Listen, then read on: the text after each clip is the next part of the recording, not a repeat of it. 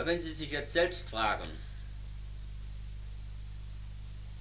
übrigens muss ich noch vorausschicken, dass Ihnen das ja auch bekannt ist, es ist so sonderbar, so komisch, dass man hier im Freundeskreis nicht vom Übel sprechen darf. Vom Übel, das Sie Krankheit nennen. Man darf nichts sagen. Man darf überhaupt den König nicht mit angehen. Und ich möchte ihn doch so gern und das wäre doch so gut. Dann weiß er doch, wo es bei mir fehlt, damit er mir meine Krankheit behandelt. Ja, in diesem Glauben leben Menschen. Und sie glauben, sie müssen das immer wieder anbringen. Sonst können sie nicht heilfroh werden, sonst ist das nicht möglich. Eine größere Dummheit kann ein Mensch nicht begehen, aber macht der Gewohnheit. Denn damit, wenn er darüber spricht, oder nicht einmal spricht, sondern nur immer diese kranken Gedanken aufnimmt, das übergibt er seinen Körper, da muss er ja gestört sein, da muss er ja krank sein. Sie können sich viel des Bösen einreden, sehr viel. Oder, wie es auch im Leben ist, dass Menschen, ihre Nächsten, so sehr viel von dem Bösen eingeredet haben.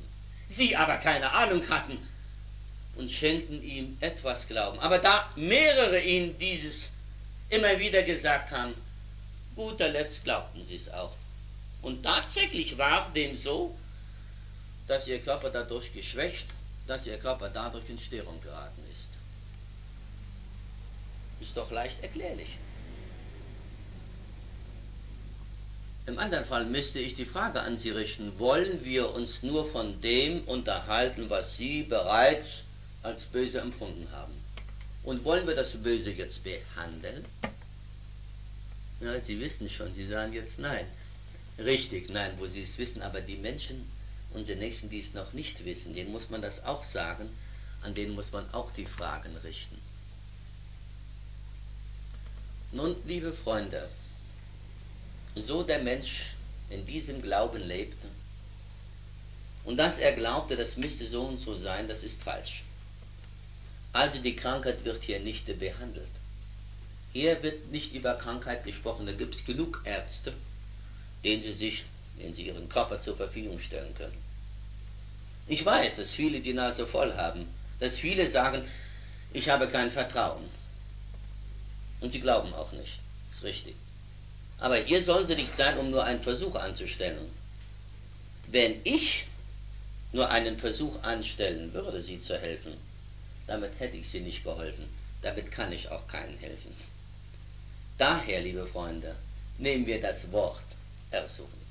Ich ersuche Sie, jetzt den guten Weg einzuschlagen. Ich ersuche Sie, das Gute wieder in sich aufzunehmen, indem Sie sich von dem Bösen lösen, indem Sie mit dem Bösen, was Sie mit Krankheit bezeichnen und auch als Krankheit empfinden, das schmerzlich meistens ist, dass Sie mit dem Schluss machen sollen, sich mit dem gar nicht abgeben. Und dass Sie sich mit dem vereinigen, zu dem Sie gehören, zu dem wir alle gehören. Wir gehören zu Gott. Nicht umgekehrt. Nicht, dass Gott zu uns gehört. Wir zu ihm. Aber die Vereinigung muss erst da sein. Sie müssen erst die Verbindung haben. Sie müssen auch wissen, wie Sie sich zu verhalten haben.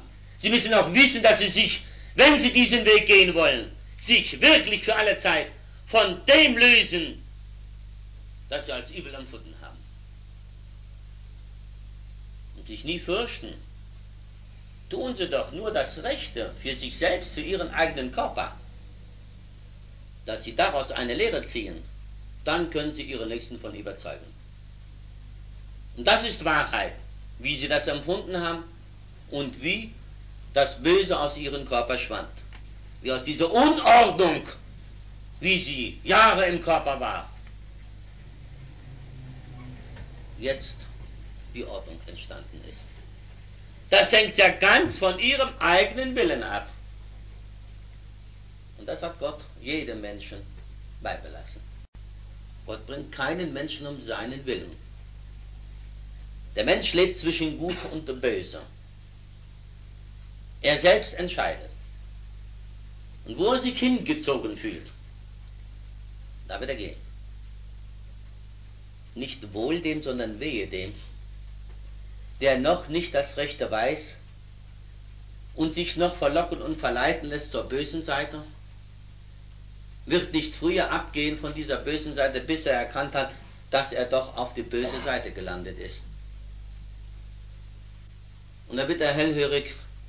Und wenn da dann einer kommt und ihn von dieser bösen Seite wieder herausführt, wo er nicht mehr heraus weiß, er weiß gar nicht, wie er da hineingekommen ist, dann wird er ihm dankbar sein.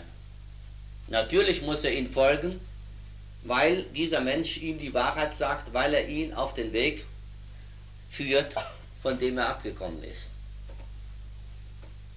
Aber dadurch, dass er viel Böses erfahren hat, genau auch am eigenen Körper,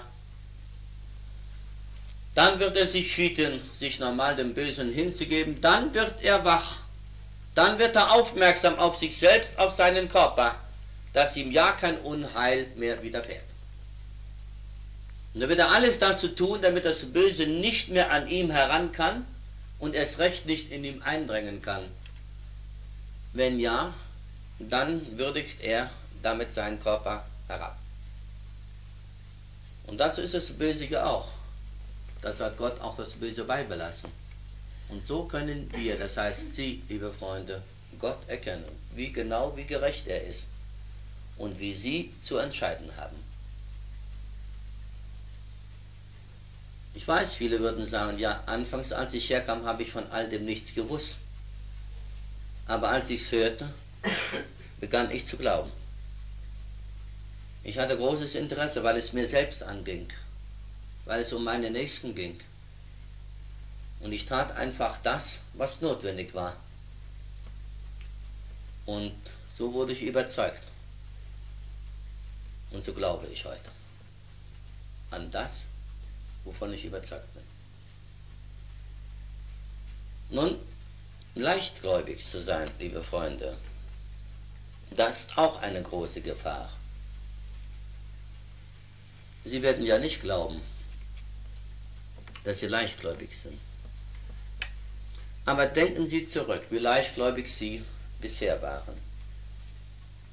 Ob Hannchen, Tantchen oder Mannchen kam, ob der eine oder der andere es war, auch da dann, wenn er ein besseres Kleid hatte als Sie, und dass Sie ihn für voll angesehen und sagten, das ist einer von den Studierten, das ist einer von denen, der weiß mehr wie ich, der hat den Beruf, der muss das ja wissen, und dass Sie ihm gleich glaubten, gleich Glauben schenkten, ohne überzeugt zu sein.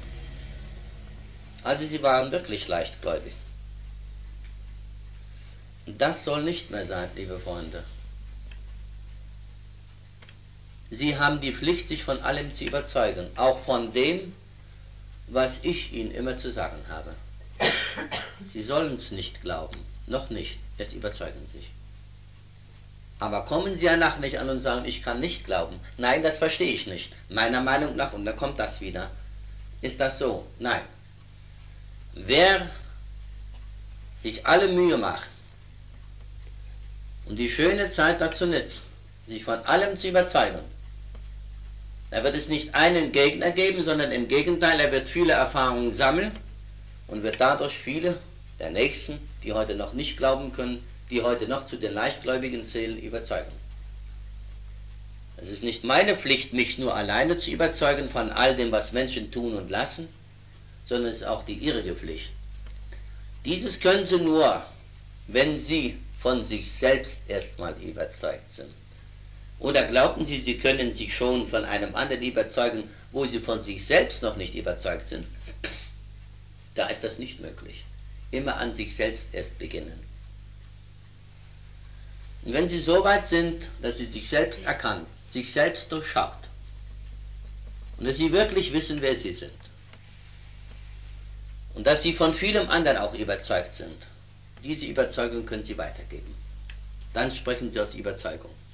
Und dann werden Sie keinen Menschen mehr verurteilen. In diese Gefahrenzone kommen Sie nicht mehr herein. Sehen Sie, wie Sie sich halten müssen, wenn Sie schon auf einem guten Weg geführt sind. Dass Sie ja nicht wieder in Versuchung fallen und ja nicht wieder zu den Leichtgläubigen zählen. Ich will nicht haben, dass Sie mich anhimmeln, dass Sie mich anbeten. Oh nein. beten wir alle zu Gott. Er ist weder Katholik noch Protestant noch Mohammedaner oder sonst was. Nein, er ist immer gleich. Er kennt keine Konfession. Hat damit nichts zu tun. Aber Gott danken genügt auch nicht, wenn wir das so sprechen und sagen, wir danken. Wir danken dir, du lieber Gott, du lieber Vater, und was weiß ich, wie Menschen so beten. Ja, nein, damit ist kein Dank abgestattet. Kein Dank. Wir müssen diesen Dank in die Tat umsetzen. Wir müssen viel tun. Wir müssen Gott dienlich sein. Das heißt, Gott dienen. Dazu hat Gott uns hier ein Erdenleben geschenkt. Und dazu kommen wir auch hier zusammen. Hier sollen Sie die Wahrheit erfahren. Ich weiß, dass viele draußen auch behaupten, was wir sprechen, ist die Wahrheit. Ja, wenn Sie von allem überzeugt wären, dann wären Sie heute nicht hier. Wären Sie überhaupt nicht gekommen. Dann bräuchte ich auch gar nicht hier sein. Und das ist das, was ich zuvor kurz schilderte, wie groß die Verwirrnisse in den Menschen sind. Also Gott danken heißt, dieses Tun, sich dankbar zeigen. Und wo beginnen Sie da? Wenn Sie einen Ihrer Nächsten helfen? Nein, noch nicht. Sie müssen erst die Kraft haben, Ihren Nächsten helfen zu können. Ihre Nächsten belehren, wenn Sie Ihre Meinung da hineinschieben, wenn Sie Versuche anstellen. Nein, Freunde, gar nicht. Müssen Sie Kraft aufnehmen, um ihm helfen zu können. Sie müssen die Überzeugungskraft haben. Die Überzeugung gibt Ihnen schon die Kraft. Da ist der Einfluss schon da. Das heißt, da fließt die Kraft schon in Ihren Körper. So Sie Ihren Körper, wo Ihr Körper doch ein wirklich wahres göttliches Geschenk ist, müssten Sie diesem Ihrem Körper doch wirkliche Beachtung schenken, oder nicht? So Sie ihm Beachtung schenken, liebe Freunde, da beginnt der Gottesdienst. Da beginnt der Dank. Da werden Sie aufmerksam auf sich selbst. Indem Sie wirklich glauben, was auch Wahrheit ist, diesen meinen Körper habe ich von Gott für ein Erdenleben verliehen gehalten. Ich darf eine bestimmte Zeit hier sein. Gott hat die Zeit für mich bestimmt. Wann ich hier sein darf und wann ich wieder abtreten darf. Wann ich mein Kleid, meinen Körper ablegen darf. Aber ich möchte jetzt nicht zu weit greifen, sonst könnte ich Ihnen sehr, sehr viel sagen, Freunde, wie falsch auch Menschen hierin handeln. Wenn einer die Erde verlassen muss, was sie als Tod bezeichnen, dann wird er beweint und bedankt. So weit möchte ich heute nicht greifen. Da verstießt der Mensch sich auch schon gegen all das, was Gott für den Menschen bestimmt hat. Er verstießt sich gegen die Bestimmung Gottes. Das heißt, gegen das, was Gott uns geboten hat. Ein Erdenleben geboten, von bis.